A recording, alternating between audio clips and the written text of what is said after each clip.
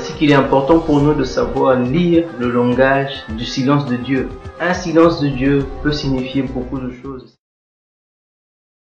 Shalom Église de Dieu, nous sommes encore une fois de plus heureux de pouvoir partager ces moments importants pour nous avec vous, ces moments au courant duquel nous parlons de notre Seigneur Jésus-Christ.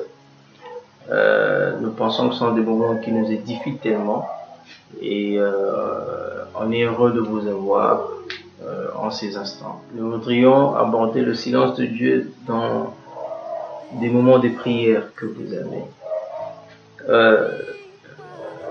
Comment un croyant pourrait-il lire le silence de Dieu? Comment un fils de Dieu qui est en train d'adresser des mots à Dieu plusieurs fois, des moments de prière que tu donnes à Dieu, mais il ne répond pas. Apparemment, il ne répond pas. Mais comment on peut interpréter ce silence? Nous le savons très souvent, nous faisons des moments de prière, une semaine de prière, plusieurs jours de prière. Tu sors sans réponse, ou bien tu pries pendant très longtemps, pendant des mois, et pour ton sujet, pour ta requête, quelquefois Dieu n'a rien dit, Dieu ne dit rien. Apparemment, au fait, c'est comme s'il n'a rien dit, c'est comme si ça n'a rien signifié pour toi, c'est comme si Dieu ne te connaissait pas, c'est comme si tu n'étais pas croyant. Eh bien, plusieurs questions se posent dans ta tête, mais pourquoi pour cette situation? J'ai pas de réponse venant de Dieu. Pourquoi? C'est ainsi que l'émission d'aujourd'hui veut nous emmener à comprendre autrement le langage du silence de Dieu. Vous allez voir dans la Bible, Élie qui était dans la présence de Dieu, mais à un moment donné, c'était le feu qui venait vers lui. Le feu, à un moment donné, c'était le tremblement de terre qui venait vers lui. Et vous voyez, ces deux éléments sont des éléments très émotifs, des éléments quand ça passe, il faut bien que ça laisse des traces. Mais dans ces deux éléments, il n'y avait pas la voix de Dieu dedans. C'était plutôt dans une douceur, c'était plutôt dans un silence qui avait la voix de Dieu même. C'est ainsi qu'il est important pour nous de savoir lire le langage du silence de Dieu. Un silence de Dieu peut signifier beaucoup de choses. C'est pas forcément un rejet. Cela ne veut pas dire que Dieu t'a rejeté. Non. Cela ne veut pas dire que tu as des péchés que tu n'as pas mis en ordre. Non. Non. Un silence de... Pas forcément. Ça peut vouloir dire cela. Je n'en sais rien pour ce qui te concerne, pour ce qui concerne ton cas avec Dieu. Mais cela peut avoir plusieurs orientations, plusieurs significations. Mais très souvent, nous nous décourageons quand nous avons ce silence de la part du Seigneur. Nous nous décourageons et nous pensons à beaucoup d'autres choses. Nous pensons quelquefois à un rejet et cela décourage notre foi. Cela crée des inquiétudes dans nos cœurs. Cela crée un manque de confiance en Dieu. Et du coup, c'est notre foi qui tombe. Et quand la foi tombe, on n'est plus agréable à Dieu. On ne sait plus acquérir de Dieu ce dont on a besoin, parce que pour recevoir de Dieu quelque chose, il nous faut la foi. Et manquer la foi dans ce qu'on est en train de faire comme prière, du coup, on ne peut pas avoir cela. Et ces inquiétudes, ces questionnements qui suivent suite au silence de Dieu font que tu ne reçoives plus jamais ou que tu ne reçoives pas la réponse de nom de Dieu. Mais quelquefois dans ce silence, pourquoi on ne se poserait pas la question de je veux dire, pourquoi on ne verrait pas autrement le silence de Dieu? Le silence de Dieu peut traduire d'autres leçons, peut traduire le fait que le Seigneur est silencieux parce que il est en train de te préparer ce que tu demandes. Il l'apprête pour toi, ou sinon il te prépare à ce que tu demandes. Il est silencieux, mais il est en train de faire un travail. Le silence de Dieu ne traduit pas son absence. Le silence de Dieu dans tes prières ne traduit pas son absence. Non, ma sœur, non, mon frère. Tu dois apprendre à être confiant dans le Dieu dans lequel tu crois. Tu as cru en Jésus un jour. Il a plusieurs fois réagi à tes requêtes. Peut-être pour celle-là. Pour celle de maintenant, ça met du temps. Mais tu peux lire autrement le silence du Seigneur. Peut-être qu'il te prépare à recevoir ce que tu demandes, ou bien il prépare ce que tu demandes pour toi. Ça peut être ça. Ça peut être le fait que le Seigneur t'a déjà répondu. Mais seulement il ne voit pas l'importance d'en parler. Ou bien il aimerait voir comment tu peux toi découvrir ce qu'il t'a déjà donné, puisqu'il t'a déjà donné ce que tu es en train de demander. Alors il n'est pas obligé de dire un mot.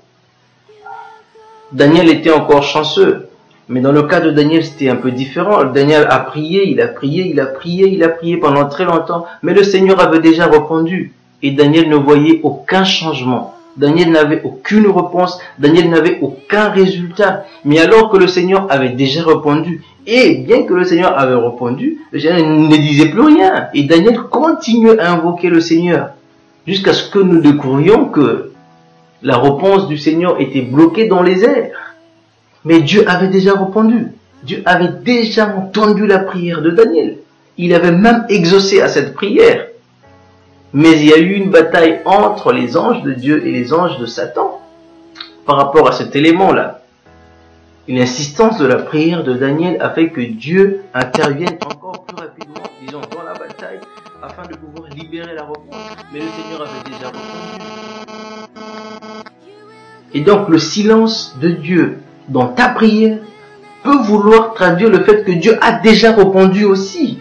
Pose-toi la question, regarde très bien autour de toi. Je dis ceci pour t'encourager, toi qui es en train de prier. Je dis ceci pour t'encourager, toi fils de Dieu, toi fille de Dieu, pour ne pas que vous preniez de positions négatives lors de l'épreuve devant le silence de Dieu. C'est un test. Ça peut être un test de ta confiance en Dieu, de ta foi en Dieu. Non, ne perdons pas foi. Le silence de Dieu ne traduit pas son absence. Le silence de Dieu peut vouloir dire que voilà, je suis là et j'ai répondu à ta requête. Le silence de Dieu peut vouloir dire voilà, je veux tout simplement que tu pries encore davantage et la chose sera déjà là. Le silence de Dieu peut vouloir dire plusieurs autres choses qu'on ne peut pas maîtriser comme ça par rapport aux Écritures. C'est ton expérience avec Dieu. C'est une expérience entre toi et Dieu. Et le silence de Dieu, le sens que ça a eu pour un frère n'est pas forcément le sens que ça va avoir pour toi. Le sens que ça a eu pour le frère qui s'était méconduit, alors Dieu est resté silencieux face à sa prière, n'est pas forcément le sens du silence de Dieu dans ta prière. Ça peut vouloir dire autre chose. Ici, l'objectif, c'est que vous n'ayez pas une pensée négative quand Dieu reste silencieux lors d'une longue prière que vous êtes en train de faire. Le silence de Dieu peut être déjà la réponse à ta prière. Certaines autres personnes vous diraient que quand Dieu voit la foi, il est censé réagir directement, puisque la foi le fait sortir de sa cachette, de son lieu de silence. Ce qui n'est pas faux, ce qui est vrai. Mais n'oubliez pas que la foi est aussi une patience. La Bible dit qu'elle est une ferme assurance des choses que l'on ne voit pas et de celles qu'on espère. Ça veut dire que quand tu as la foi et que la chose que tu demandes n'est pas encore prête pour toi, cette foi peut se transformer en patience. Elle peut espérer attendant que la chose arrive.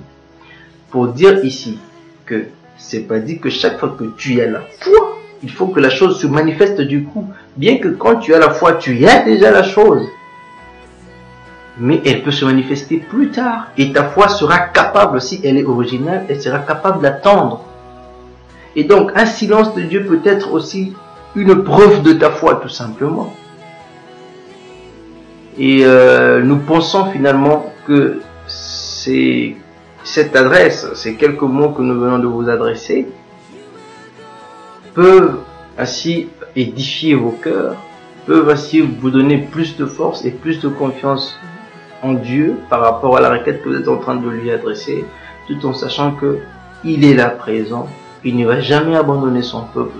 Il y a jamais quelqu'un qui soit fidèle comme Dieu, comme le Seigneur Jésus-Christ. Il n'y a pas plus fidèle que lui. Il n'y a pas plus fidèle que lui. Et il ne peut jamais t'abandonner. Il ne peut jamais le faire. Ainsi, il ne traduit pas mal le sens de son silence. S'il y a quelque chose qui ne va pas avec toi, il est le meilleur père qui soit. il va te le reprocher, tu le sauras. Mais tant qu'il n'y a rien, ne te dis pas que le Seigneur ne traite pas avec toi parce que tu as des problèmes, parce que tu as des péchés. Non, faut pas voir ça comme ça. Mais essaie plutôt de comprendre qu'est-ce qu'il veut dire par ici. Le silence de Dieu peut être aussi la marque d'une grande considération. Il te considère tel que il se dit pour une requête comme celle-là. En principe, toi, tu ne devrais pas adresser une requête comme celle-là à Dieu. C'est des petits-enfants qui devaient adresser. Pas toi, parce que tu es déjà mature et il te considère tellement grand que tu pourrais trouver la réponse facilement dans les Écritures. Il te considère tellement mature, tellement grand que tu es capable de pouvoir endurer un test de patience. Il te fait attendre tout simplement pour le bon plaisir de te faire attendre. Il te fait attendre. C'est vrai, il tire plaisir dans cela, mais c'est pour tailler la patience en toi tout simplement. Il te fait confiance jusqu'à ce point-là. Il sait que toi, tu vas pouvoir supporter cette épreuve. D'autres ne reçoivent pas des épreuves comme ça. Parce qu'ils ne sont pas en mesure de pouvoir tenir devant ces épreuves. Alors Dieu attend que le moment arrive pour eux. Mais sois heureux que Dieu t'impose une telle épreuve. Parce qu'il veut t'emmener un peu plus haut aussi. Le silence de Dieu peut traduire plusieurs autres choses que l'on ne peut s'imaginer. Donc prenons ces choses positivement. Un retard, ça apparaît comme un retard, mais Dieu ne vient jamais en retard. Un retard de réponse à ta prière, un silence de Dieu à ta prière, à ta demande, un silence de Dieu à tous tes mouvements, à tous tes projets, à tout ce que tu penses faire, ne traduit pas l'absence de Dieu dans ce que tu es en train de faire. Ça ne traduit pas le rejet que Dieu t'a rejeté, non. Ça ne traduit pas la colère de Dieu. Essayons de rester silencieux, nous aussi, pour mieux comprendre qu'est-ce que ce silence de Dieu veut nous dire. Est-ce que c'est pas déjà la réponse à la prière? Est-ce que c'est pas une marque de considération? Est-ce que c'est pas un test de ma foi? Parce que tout ce que tu demandes dans la prière, la Bible te demande de croire que tu l'as déjà reçu et que tu le verras s'accomplir. Tu as tout ce que tu es en train de demander. Mais essayons de lire autrement le silence de Dieu. Essayons de savoir lire le silence de Dieu. Qu'est-ce que cela garde? C'est quoi le mystère de ce silence? Et que Dieu vous conduise et que l'Esprit de Dieu vous le révèle. Que Dieu vous bénisse. Restez bien chez vous. Amen.